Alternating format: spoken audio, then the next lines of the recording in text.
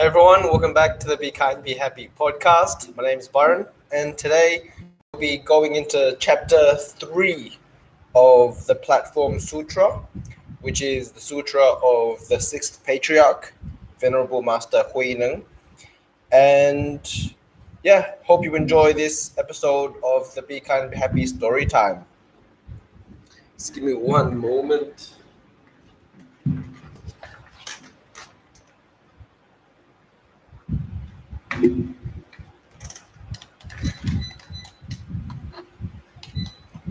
Okay, so just to preface, the first two chapters of this Platform Sutra has been read already in the last two episodes, and the first chapter was the accounts of the Master Huineng, and it was just to explain his background story and how he became the Sixth Patriarch, his affinity with the Diamond Sutra, basically, and how he attained his great awakening and the truths that he had awakened to.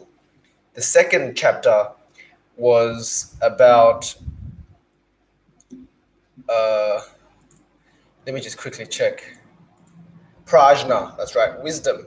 So prajñā means wisdom, and it's basically recounting the truths of emptiness, of the self nature, pointing directly to the inherent nature within, and not really dwelling too much about the dualistic concepts like right and wrong, good and bad, what you should do, and everything. He goes directly into how to awaken to your self nature, which is why this sutra, the Platform Sutra, is so highly regarded by the Zen community, by the Zen Buddhist practice, because this whole sutra deals with sudden awakening as opposed to gradual awakening through long, arduous practice. This points directly to the self nature to attain Buddhahood immediately. So now we talk about the third chapter is about questions. So this is where the Venerable Master Huineng has back and forth with the community to answer what questions that they have in their minds to help them hasten their practice and their awakening process. Let's get started. Chapter 3, Questions. One day, Prefect Wei held a large vegetarian feast on behalf of the master. When the feast was over, the prefect invited the master to ascend the dais to give a sermon. The government staff, scholars, and commoners respectfully bowed once again and asked, "It is truly inconceivable, wonderful, for us to hear your reverence explain the Dharma. But now we have some slight doubts. We wish that in your great compassion, you would make a special effort to explain these to us." The master said, "If you have doubts, then ask, and I will explain them to you." Lord Wei asked, "The doctrine your reverence has preached in it must be that of a great master. It must be that of great master Bodhidharma." The master said, "So it is." So here, let me just clarify that the great master Bodhidharma was the first patriarch, and he was the man that brought the sutras and its teachings from India to China. Very remarkable, because it was only because of his feat. He had to sail a boat for about 3 years, maybe even longer, to bring with him the wisdom of the Dharma, the Buddhism, from India to China. And he risked his life in doing so. And when he eventually uh, landed in China, it took him years before he was able to be accepted. Actually, his whole life, he wasn't accepted. His teachings weren't accepted. He was very famous for just meditating against the wall in a cave for about 9 years because he was too early for his time. And the king at the time, or the emperor at the time, didn't understand the Buddhist practice. And so they had a very tense relationship, and so he didn't teach. He wasn't very respected during his time, and when he passed on, the bow and robe, the robe and bow, to the second patriarch. That was when Buddhism started to slowly pick up steam. Now we're up to the sixth patriarch with Venerable Master Hui Neng. And so he's referring to the first patriarch, the great master Bodhidharma, who brought the Dharma from India. So it is, Wei asked, I have heard that when Bodhidharma first taught Emperor Wu of the Liang, the emperor asked, throughout my entire life I have constructed monasteries, had monks ordained, and held vegetarian feasts. What merit are there in these? Bodhidharma said, in fact, these are without merit. Wei said, your disciple does not understand the principle of this, and I ask you to explain it for me. So this is exactly what I was talking about, the encounter that Bodhidharma had with Emperor Wu.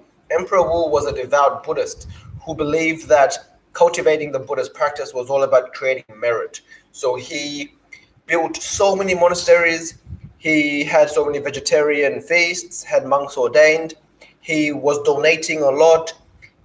On the outside, it seemed like he had accrued so much merit, and he thought that by doing that, he was able to attain Buddhahood. So he asked Bodhidharma, how much merit have I accumulated? And Bodhidharma straightforwardly said, none. And so the Master Wu was very offended and very confused. And so this was why the relationship was so strained to begin with. The Master said, in fact, these are without merit. Do not doubt the words of the former sage. Emperor Wu was heterodox in mind and did not understand the correct Dharma. To build monasteries, have monks ordained, and hold vegetarian feasts is to seek blessings. But one cannot convert blessings into merit. Merit exists within the Dharmakaya, not within the cultivation of blessings. So here he's talking about the real merit of the Buddha's practice is to understand the self-nature, to transcend duality, and to abide in emptiness, but not emptiness as a dualistic concept, but true emptiness. And so that, according to the great Master Bodhidharma and Master, the sixth patriarch, Hui Neng, that is the true merit, not just accumulating blessings by doing right, because if blessings are accumulated that way, then you're still abiding in the duality of right and wrong, and the blessings are still contrasted to the sufferings and the poverty that is linked and associated with that. To transcend both of those is the real merit that is being spoke of here. The Master also said, seeing the nature is effort, and universal sameness is virtue. To be without stagnation in successive moments of thought, to always see the fundamental nature, to possess the wondrous functioning of the true and actual, this is called merit. To be humble in the mind within is effort. To practice ritual without is virtue. For the self-nature to establish the Myra Dharmas is effort. For the mind essence to transcend thoughts is virtue. To not transcend the self-nature is effort. For one's responsive functioning to be undefiled is virtue. If you would seek merit and the Dharmakaya, just rely on this and you will create true merit. Those who cultivate merit must be without disparagement in their minds, but always practice respect for all. Those whose minds always disparage others will not eradicate their own false views of the self and are themselves without effort. Those who consider the self-natures to be empty and false are themselves without virtue. It is only because they consider themselves to be great that they always disparage everyone else. And so this is also tied into what Emperor Wu was saying, because he was obviously still clinging to his idea of self by putting himself on a pedestal, saying, I've accomplished this, I've created so much merit, I've done this and this and this and this. And this is only deepening his false views, because it's creating layer upon layer on what he is he's just creating more false views, or creating more attachments, and creating more ego. And so the Sixth Patriarch Neng right now is saying the right practice is to see the nature, to understand universal sameness, to be without stagnation. And this entire paragraph here is basically all you need for the Buddhist practice. To cultivate, to not transcend self-nature. This is saying don't transcend it, because by trying to transcend it, you're still attaching to it. And so to have your responsive functioning to be undefiled, that's the way to go. If you seek merit in the Dharmakaya, just rely on this and you will create true merit. You must not have disparagement in your mind, because whenever you have disparagement in your mind, you're still creating the duality of self and other. I am good, you are bad. I am right, you are wrong. And so to practice without disparagement in the mind is to practice without discrimination, to practice the non-dualistic practice. To continue, good friends, to be without any suspension of one's continuous thoughts is effort. For the mind to practice universal directness is virtue. So here he's saying that we shouldn't suspend our continuous thoughts of inner humility, and that is right effort. So that we're not trying to stop thoughts, we're not trying to control our mind, we're just allowing the mind to be, and we are not swayed by it. And so this is where we cultivate a mind of universal directness. To cultivate the nature oneself is effort. To cultivate the body oneself is virtue. And so this is how we cultivate the mind and body. Good friends, merit must be seen within the self-natures. It cannot be sought in donations and offerings. Therefore, merits and blessings are different. Emperor Wu did not understand the truth of this. It was not that our patriarch Bodhidharma was wrong. Prefect Wu asked further. So with his exchange, in his exchange with the Great Master Bodhidharma, after being so offended already by the Great Master Bodhidharma saying that he has no merits, that he doesn't understand the difference between merit and blessings, Prefect Wei asked further, your disciple always sees monks and lay people practicing mindfulness of the Buddha Amitabha and wishing for rebirth in the Western paradise. Please explain this. Are they reborn there or not? Please eliminate my doubts. First of all, having doubts is very important in Buddhism, because by highlighting your doubts and then transcending them, the greater the doubt, the greater the awakening. And so being free from doubts is very important in the path, because it's hard to practice with doubt, because we can't be single-minded in our practice. And Amitabha Buddha and the Western Pure Land of Ultimate Bliss, this is a sutra that we've covered already on this podcast, on this story time. And basically, by having monks and lay people practicing mindfulness of the Amitabha Buddha, either through visualization, contemplation, making a vow, Buddha name recitation, the ultimate goal is to attain rebirth there, where you are free from suffering, where you are free from the 6 realms of rebirth, and you can just stay there to continue your practice, to make offerings to the Buddhas, to eventually attain Buddhahood. And you can do all that not having to go through another round of rebirth. And so the master said, so now the prefect is asking about the Western Pure Land of Ultimate Bliss and of Amitabha Buddha, and asking, are they actually reborn there or not? This is actually very important.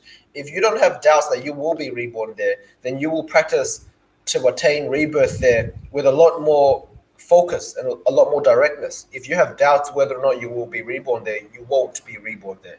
The doubt alone will prevent you from going there. So the master said, your lordship, listen well.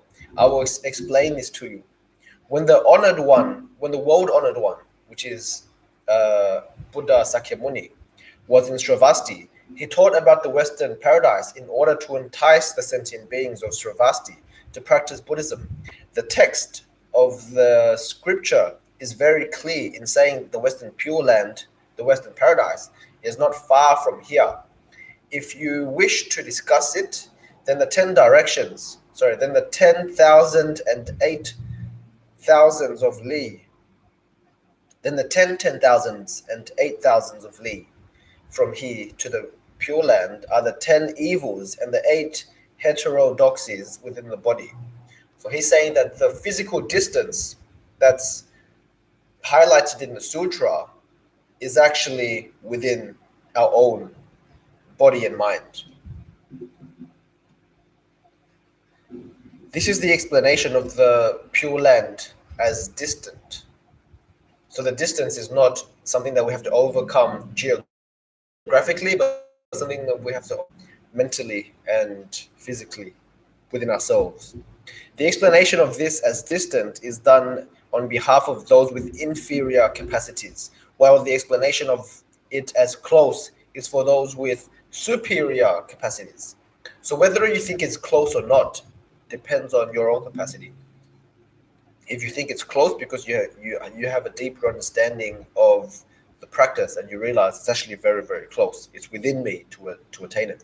If you think it's very far, it's because you're seeing it as being geographically 18,000 lees, which is one li is like one galaxy worth of distance.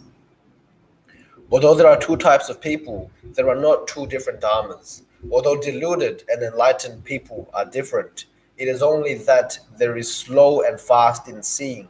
The deluded person recites the Buddha's name and seeks for rebirth in that other location, while the enlightened person purifies his mind. Therefore, the Buddha says, as the mind is purified, so is the Buddha land purified.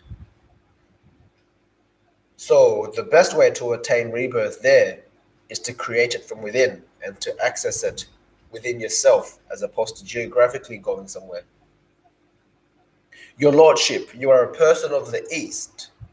If only your mind is pure, you will be without transgression.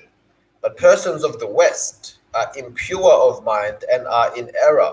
When a person of the East commits a transgression, he may recite the Buddha's name and seek rebirth in the West, the Western paradise. But when a person of the West transmits a transgression, in what country should he seek rebirth when reciting the Buddha's name? Stupid, ordinary people do not comprehend the self-natures, and they do not recognize that the Pure Land is within their own bodies. Whether you wish for East or West, the enlightened person is the same in either direction. Therefore, the Buddha said, always in joyful repose wherever one is. Your Lordship, just have your mind ground be without that which is not good, and the Western paradise will not be far off. If you harbor that which is not good in your mind, it will be impossible to attain rebirth in the Western Pure Land by reciting the Buddha's name. I hope this much is clear, because what he's saying is that if we still have a lot of defilement in the mind, namely breaking the 5 precepts like killing, lying, stealing, and all the bad stuff, if we have greed, anger, delusion in the mind, it's impossible to attain rebirth in the Western Pure Land, regardless of how much we recite his name and visualize the Western Pure Land, because the Pure Land is a reflection of our mind, and if our mind is not pure, then the Pure Land cannot manifest. I exhort you now, good friends, to first eliminate the 10 evils is to go the 10,000. To later eliminate the 8 heterodoxies is to pass beyond the 8,000 li. Seeing the nature in successive moments of thought and always practicing universal directness is to gain a vision of Amitabha in the snap of a finger. Your Lordship, just practice the 10 types of good. Why would you want to be reborn in the Western Pure Land? If you do not eradicate the 10 types of evil, from your mind, what Buddha will come to escort you to the Western paradise? If you're enlightened to the sudden teaching, the sudden dharma of birthlessness, seeing the Western paradise is a matter of a mere instant. If you recite the Buddha's name and seek rebirth in the Pure Land without being enlightened, how will you ever be able to travel such a long road? I will move to the Western paradise for you. I will move the Western paradise for you in an instant, so you will be able to see it right in front of you. Do you all want to see it or not? So here the Sixth Patriarch Queen Neng is offering this to the assembly that's there with him right now. He's saying, do you want to see the Western Pure Land? If you do, I will manifest it right here for you to see. So those in the assembly all bowed their heads to the ground and said, if we could see it here, how could we then want to be reborn there? We ask that your reverence's compassion, we ask that in your reverence's compassion, you manifest the Western paradise for us all to see now. So if we can see it, we will be free from the doubts that's hindering the practice. The Master said, all of you in this great assembly, understand that the very form bodies of people in this world are the city walls of the Pure Land. Your eyes, ears, nose, mouth, your eyes, ears, nose, and tongue are the gates of the Pure Land. So he's saying, visualize this body as the city walls, the five sense organs as the gates. Okay, so let's start again. Visualize the body as the wall, the eyes, nose, mouth, ears as the gates. So you enter the walled Pure Land through the sensory organs. Externally, you have the five gates, and within you have the gate of the sensory mind. And then the mind ground is the internal gate. The mind is the ground, and the nature is the king. The king resides on the mind ground, and the nature exists just as a king exists. Okay, so think of the mind ground as the mind ground in which the king, which is the self nature, is sitting, is resting. When the nature goes, the king is absent.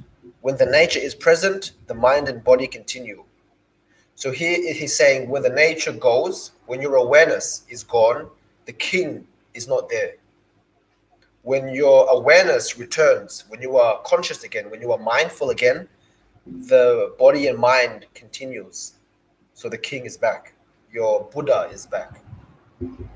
When the nature departs, the body disintegrates. So when the nature departs, the body disintegrates. When the mindfulness is gone, the body is gone. If the mindfulness is gone for a long time, then you are truly dead. To live without mindfulness is to live a dead life.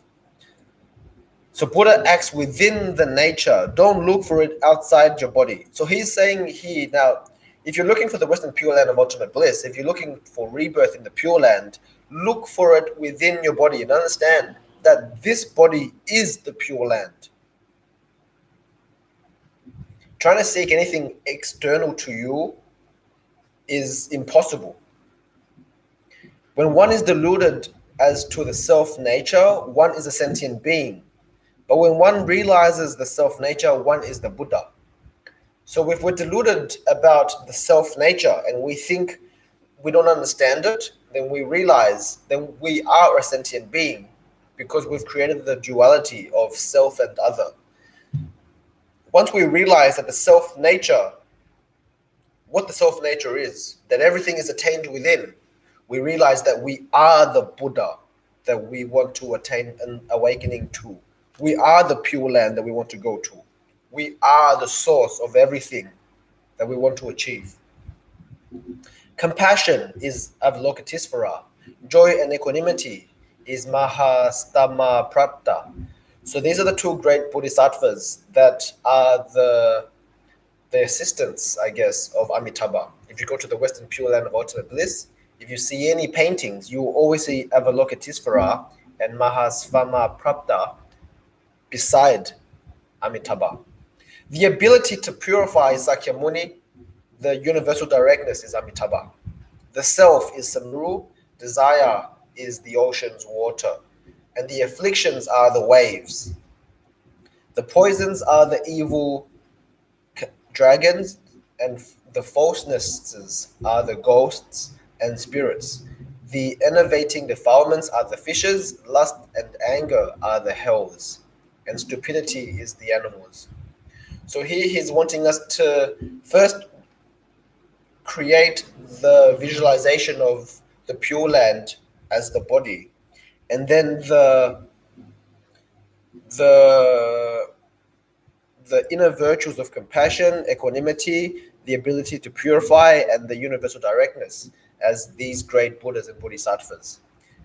Then we see from another perspective that the self is Sumeru, the great mountain of the 10 directions, like the biggest mountain.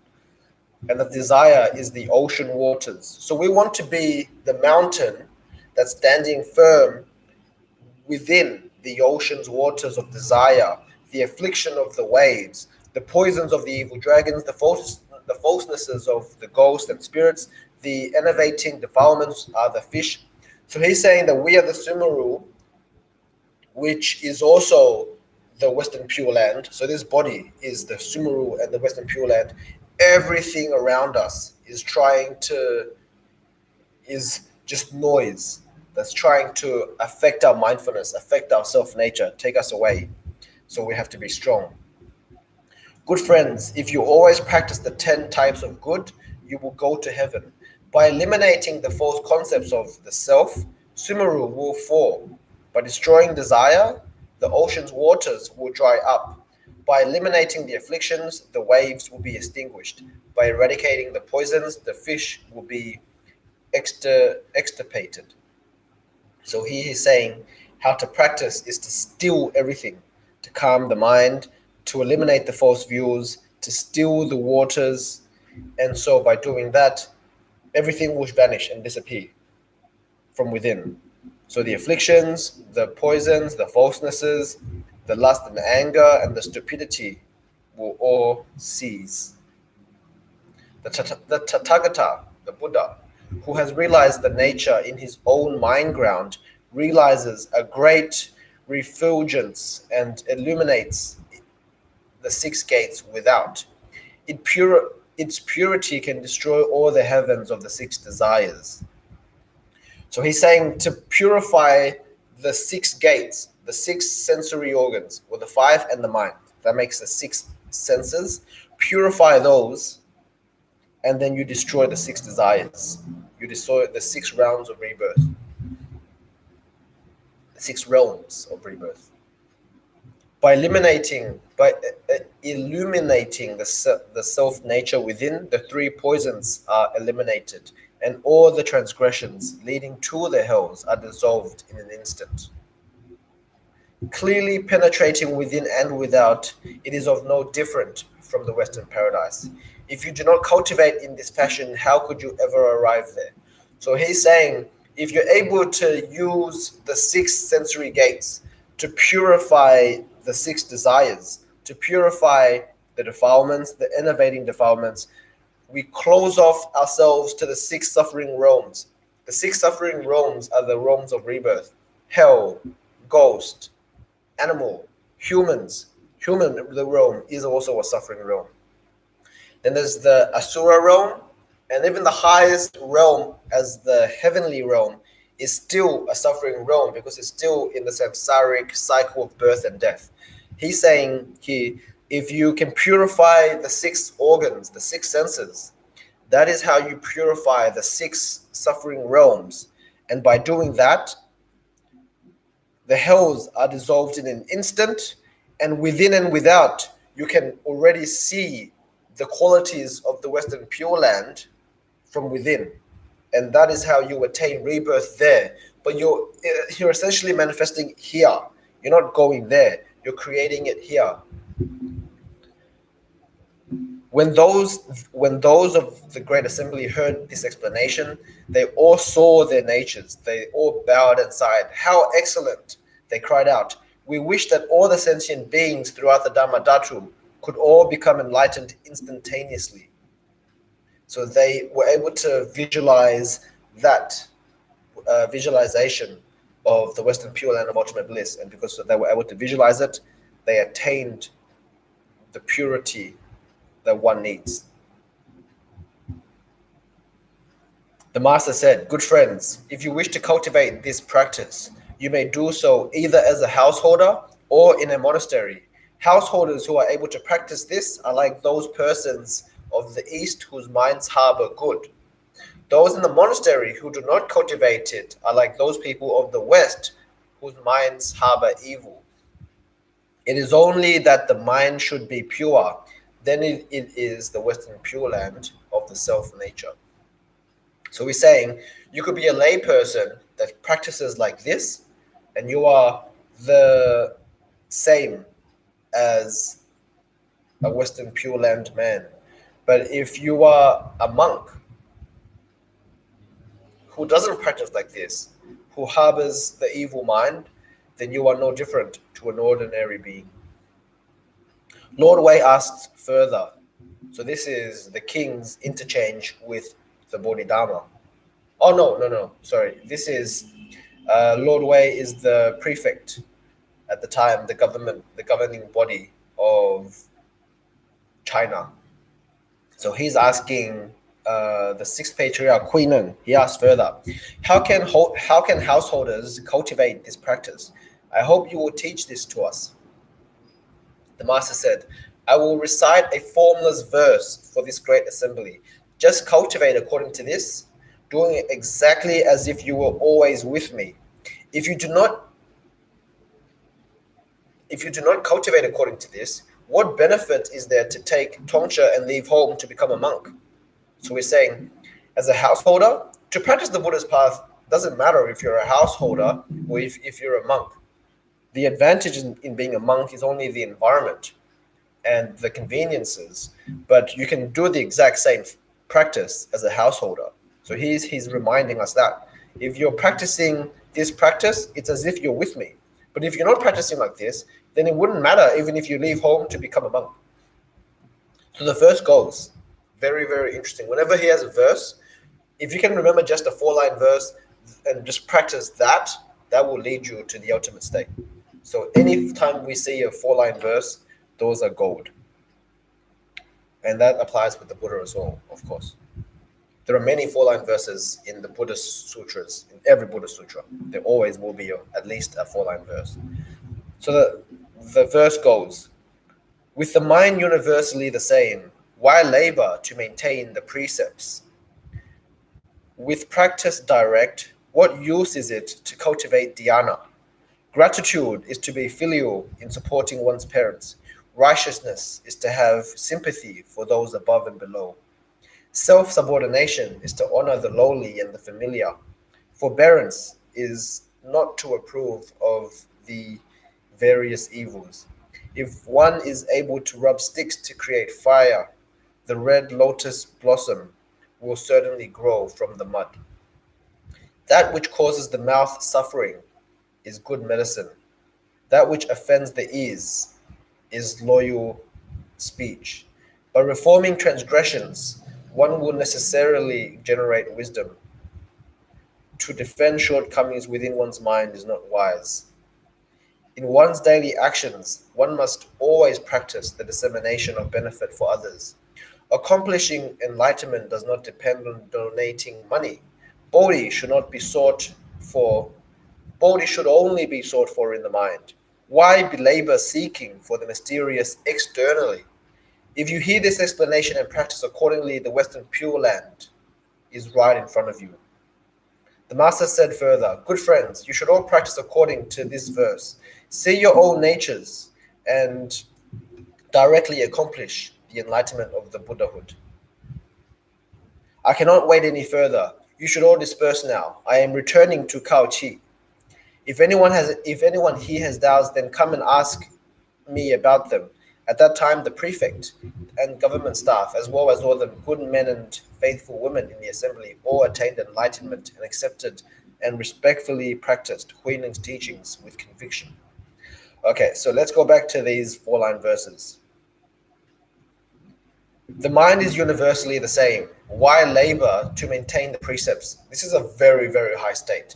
We always talk about the 5 precepts, the 10 precepts, the 600 precepts of the monastic. But the 5 precepts, namely, are no killing, no lying, no stealing, no sexual misconduct, and no intoxication of the mind. So like drugs and alcohol. So here he's saying, if the mind is universally the same, why labor to maintain the precepts? This is the state where we can let go of the precepts because the mind has already attained the level of oneness. So he's saying, if you get to that point, if you can practice like that, then there's no need to practice the precepts. And that's how you know that your mind is able to even detach from the pure practices like the precepts. With practice direct, what use is there to cultivate dhyāna?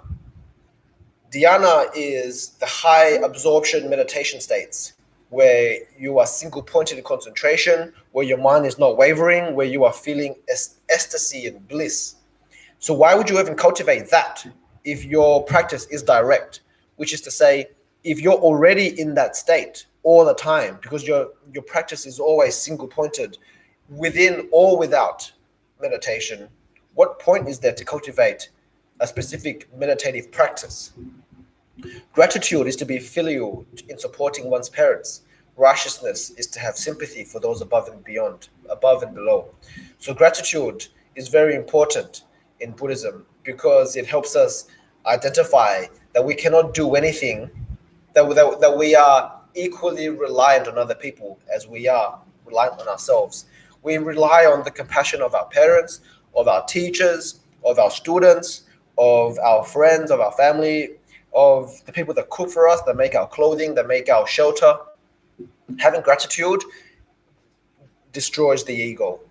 And having righteousness helps us have equality in mind, to have sympathy for those above and below. So we don't only look up to the people above and then we neglect the people below. We see them both as equal states. Self-subordination is to honor the lowly and the familiar.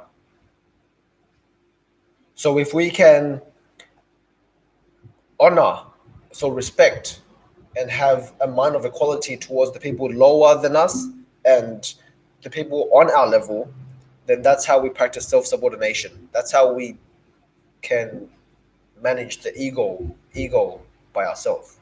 Forbearance is not to approve the various evils. So we don't do any evil, and that's to practice forbearance, to practice patience. When we see it, we don't approve it, and we just maintain a mind of equanimity. If one is able to rub sticks to create fire, the red lotus blossom will certainly grow from the mud. So here, this is a very, very powerful Buddhist analogy, talking about the lotus, because the lotus only grows in the mud, and the mud is a symbol for like the defiled world. And only in the defiled world can you truly attain the enlightenment and awakening and the beauty of a lotus flower. So similarly, if we are able to rub sticks to create fire, we have to rub sticks within the world of defilement, this suffering world, this human world. We don't seek it externally. We have to cultivate it from within this world. And if we can spark the mind of wisdom within this world, then the lotus will surely grow within the mud. So we have to use this world and not try to avoid it or escape it or seek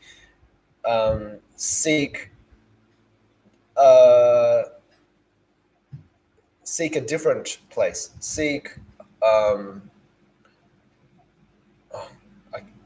Anyways, so that which causes the mouth suffering is good medicine. That which offends the ears is loyal speech. So here he's saying, when people are disparaging us with bad words, so like bad speech,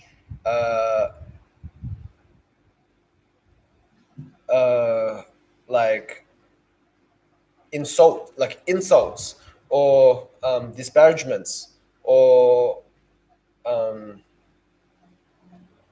yeah. So, man, what's wrong with me today? I can't think of the words that I'm trying to use. But basically, people who are trying to offend us, offensive speech. Yeah, that's the word. That's good medicine. And when people try to offend our ears, that's loyal speech. So here he's saying he's trying to combine the duality of good and bad to say that the bad is also good. Because if people are trying to always disparage us and offend us, then that's how we practice our forbearance, our patience and tolerance. If people are always offending the ears, then we have to accept those speeches as good speech, because beautiful words are rarely helpful. People who are very direct and straightforward in their teaching to us might sound very harsh, but that's exactly what we need. When a teacher tells us to sit up straight in meditation, when a teacher tells us to not do bad and do more good, to meditate and cultivate the wholesome practices, that might seem very difficult for us to accept because we don't want to do hard work. But those are the loyal speeches, the difficult ones to hear. By reforming transgressions, one will necessarily generate wisdom. To defend shortcomings within one's mind is not wise. So, what we should do is reform our transgressions. When we have the three main ones are greed, anger, and ignorance. If we can transform greed into generosity, so it's polar opposite, anger into compassion, greed, ignorance into wisdom, then of course we will generate wisdom. We have to transform all the bad deeds, the bad action, the bad speech, the bad thoughts into the polar opposite, good. That's how we generate wisdom. And what we don't do is defend ourselves and say, I'm like this because of this. I say this, I think this, I do this, I live this way because of this. If we are defending our own shortcomings, we will never learn from them and transcend them. In one's daily actions, one must always practice the dissemination of benefit for others. So this is to practice generosity, compassion, kindness, and this gets rid of the ego, gets rid of attachments. It dissolves the layers of afflictions. But he's saying that accomplishing enlightenment does not depend on donating money. That is not how you attain enlightenment. You don't donate money and give in hope to seek enlightenment, because we have to rely on ourselves within. Bodhi should be only sought for in the mind. So we seek within the mind, and then we practice good as a way to do that. But we don't practice good as a way to receive something from the external. That is not how enlightenment should be perceived. Why belabor seeking for the mysterious externally? So he's saying here, don't chase the rabbit hole the wrong way. Don't run after something external for the rest of your life, because that's not how you get anything. Everything that you want to seek is within. So don't labor, don't work hard climbing up the wrong tree. Work hard within. Don't work hard seeking without. If you practice this, if you hear this explanation and practice accordingly, the Western Pure Land is right in front of you. If you can do it like this, you don't need to seek the Western Pure Land anywhere. You will manifest it from within. Hope you've enjoyed chapter 3 of the sutra. This has been a pretty long video, so we can cut it short now. And if you have any questions or comments, please let me know. Otherwise, I will see you next episode. The next episode will be meditation and wisdom. So here is going to be very interesting. Now, a lot of people think that Zen practice is about meditation, or the Buddhist practice is about meditation. It's not only about meditation. It's mainly about wisdom. It's about right view, understanding reality as it is. Then everything is cleared now and forever. But for those who are more inclined towards meditation and Zen or Zazen and the meditative practice, the Sixth Patriarch here, Neng, talks specifically about meditation and the right way to contemplate, the right way to abide the mind, the right way to perceive meditation. There are so many types of meditations. manifestation meditation, visualization on the breath, mantras, sutras, recitation of the Buddha's name. Here, he's giving us the right ways to practice meditation, the right ways to abide the mind, the right way to perceive meditation, the right way to practice meditation. If you like meditation, then you should definitely stay tuned for this episode, for this chapter, Meditation and Wisdom. Okay, everyone, that's all for now. Hope you've enjoyed this episode, and I will see you in the next episode tomorrow. Thanks, everyone. Bye-bye.